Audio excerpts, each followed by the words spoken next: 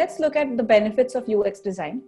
Like I said, we saw that first we used to buy tickets by standing in a line, movie tickets, or go to a bank, stand in a line and make a transaction. Today, it's all digitalized, and digitalization is going at a very, very fast pace. Okay, that is why UX designers are going to be required at all the time. There's a very high demand for UX.